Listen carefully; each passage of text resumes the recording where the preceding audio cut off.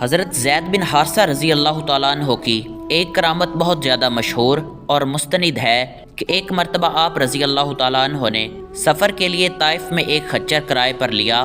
خچر والا ڈاکو تھا، وہ آپ کو سوار کر کے لے چلا اور ایک ویران اور سنسان جگہ پر لے جا کر آپ کو خچر سے اتار دیا اور ایک تلوار لے کر آپ کی طرف حملہ کرنے کے لیے آگے بڑھا۔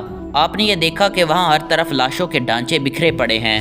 آپ رضی اللہ تعالیٰ عنہ نے اس سے فرمایا، اے شخص، تو مجھے قتل کرنا چاہتا ہے تو ٹھہر، مجھے اتنی مہلت دے کہ میں 2 رکعت نماز پڑھ لوں۔ اس بد نصیب نے کہا، اچھا تو نماز پڑھ لے، تجھ سے پہلے بھی بہت سے مقتولوں نے نمازیں پڑھی ہیں مگر ان کی نمازوں نے انہیں کوئی فائدہ نہیں دیا۔ حضرت زید بن حارثہ رضی اللہ تعالیٰ عنہ کا بیان ہے کہ جب میں نماز سے فارغ ہو گیا تو وہ مجھے قتل کرنے کے لیے قریب آ گیا تو میں نے دعا مانگی اور یا ارحم الراحمین کہا۔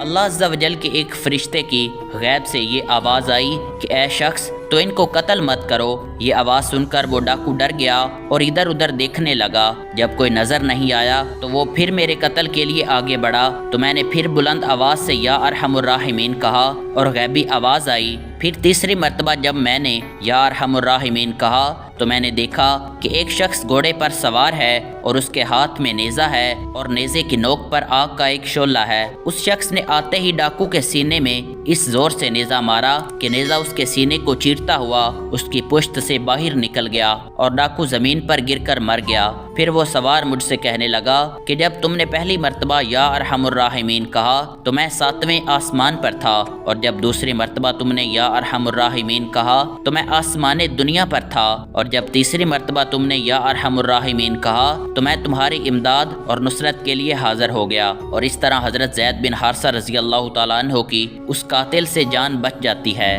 سبحان اللہ۔ دوستو، ویڈیو اچھی لگے تو کمنٹ میں ایک بار سبحان اللہ ضرور لکھیے۔